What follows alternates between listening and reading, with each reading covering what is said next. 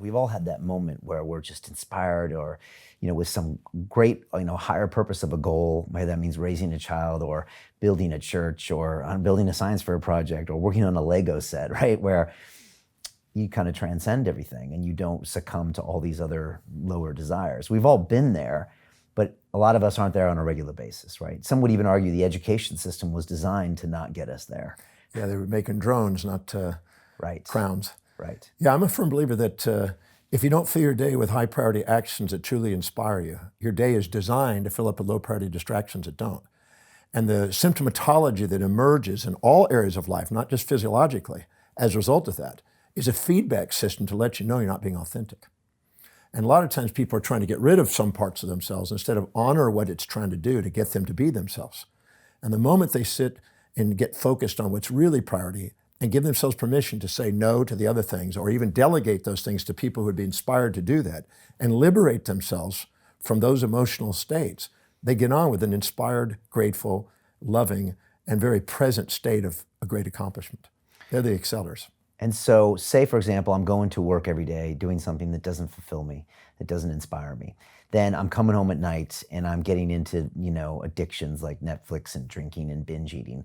Are you saying those are feedback loops to show me how much I don't like doing that and how my life is missing something? Yes. And if we listen to that, we can get back on track.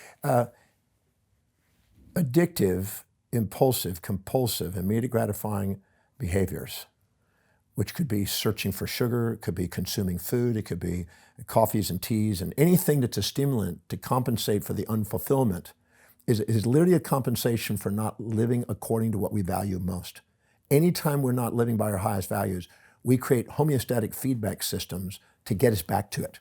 Our brain itself is actually a highest value seeking and fulfilling organ. It's designed to do that. So many of the symptomatologies that we actually think are problems are actually nothing more than feedback systems, if interpreted wisely, to get us back into authenticity.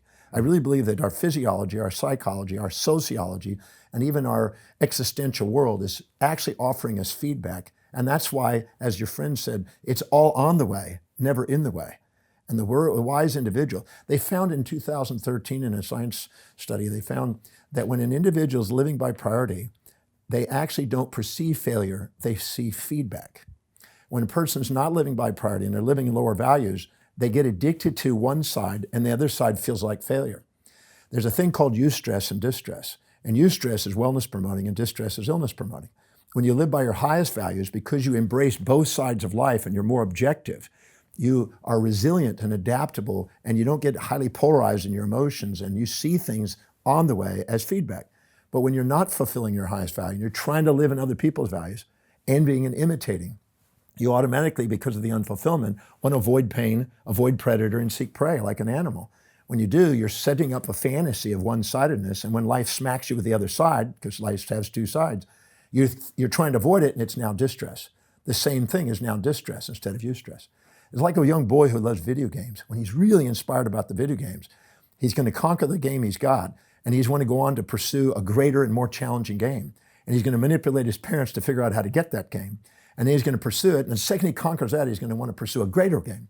So when people live authentically and congruently according to what they value most, they pursue challenges that inspire them, which emerges as leadership.